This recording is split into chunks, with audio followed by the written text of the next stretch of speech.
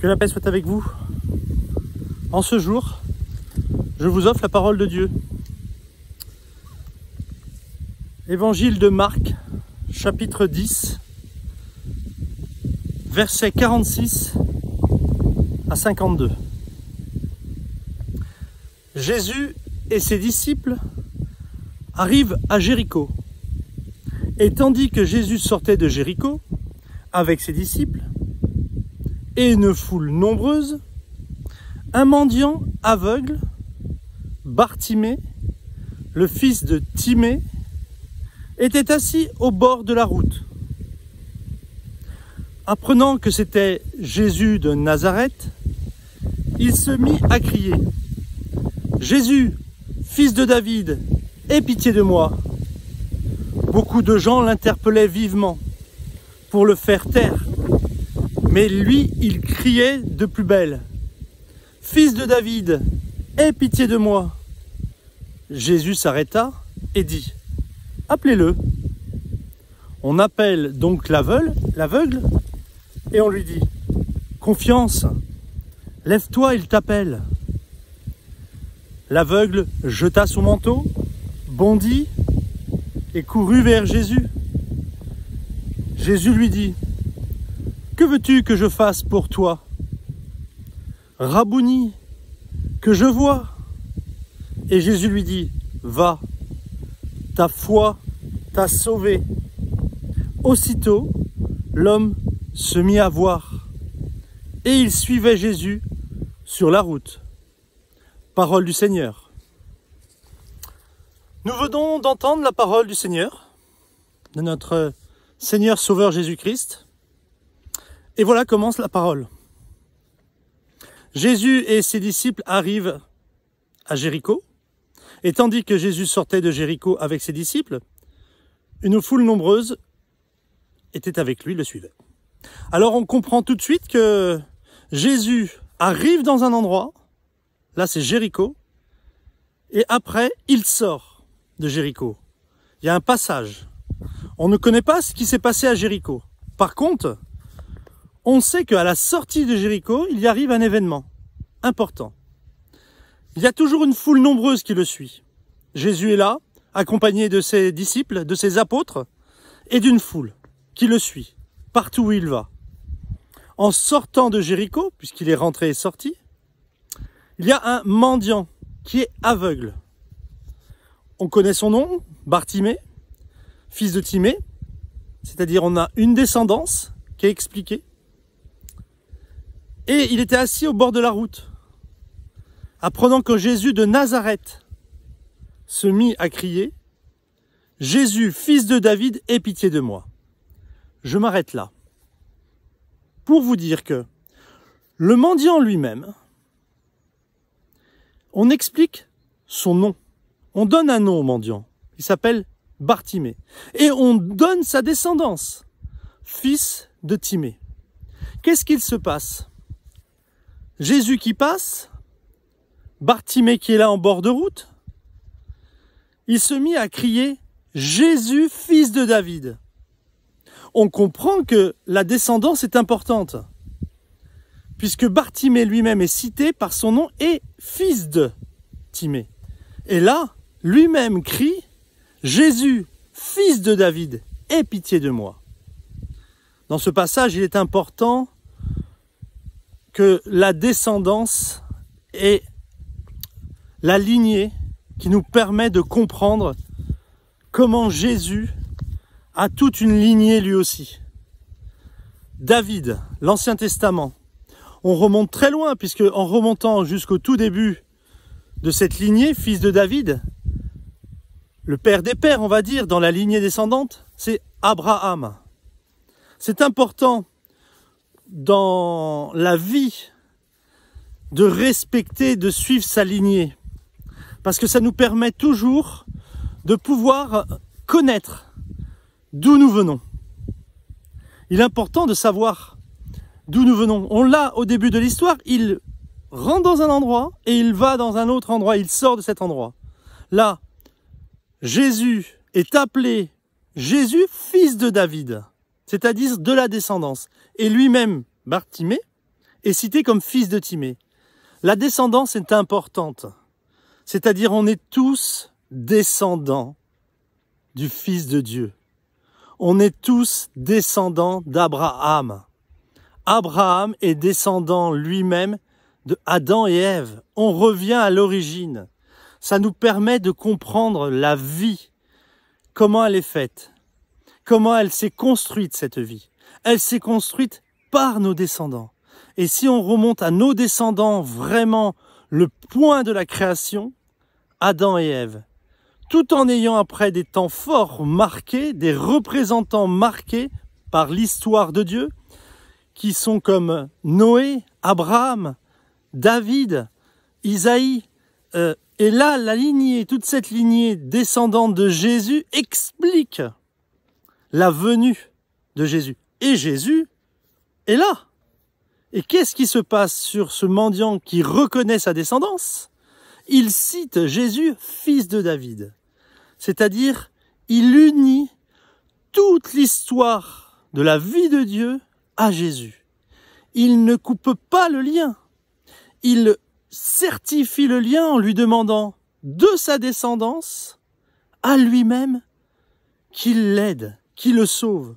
Et voilà ce qu'il dit. Jésus, fils de David, aie pitié de moi. Beaucoup de gens l'interpellaient vivement pour le faire taire. Mais il criait de plus belle, fils de David, aie pitié de moi. C'est-à-dire, il marque vraiment l'histoire et la descendance de leur père pour venir vers le Père éternel qui lui représente le Père éternel Jésus. Et qu'est-ce qui se passe? Jésus s'arrête. Il s'arrête et dit, appelez-le. Il m'a appelé 2 fois. Appelez-le. Important ce 2 fois, vous comprendrez. Vous comprendrez. On l'appelle, donc l'aveugle, et on lui dit, confiance, lève-toi et t'appelle. C'est-à-dire que l'aveugle, à un moment, il était rejeté, on lui dit, arrête, tais-toi, arrête, tais-toi. Et lui a persisté, a eu cette force d'amour en lui pour dire, oui, je crois. Fils de David, Jésus, c'est-à-dire la descendance de nos pères, il est là.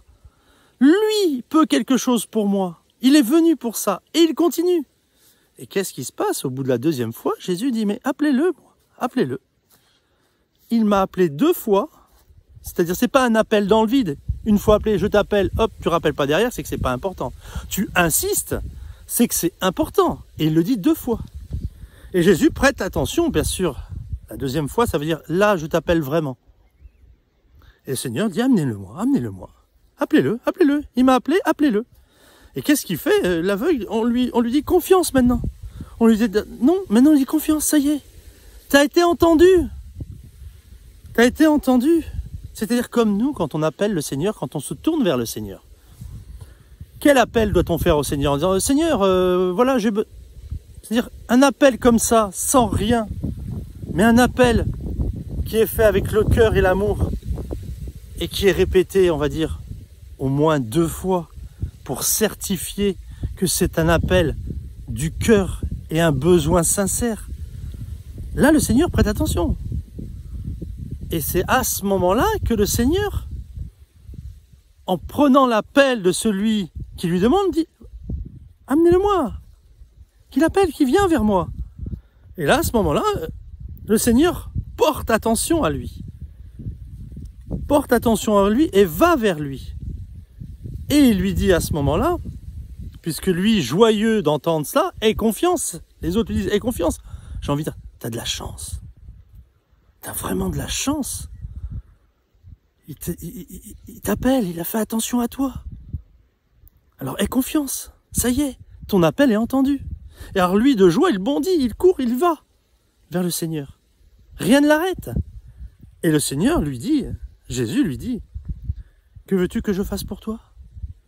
Tu m'appelles, mais que veux-tu que je fasse pour toi? On peut appeler le Seigneur. Mais appeler le Seigneur pour dire, oui, ça va, je vais bien.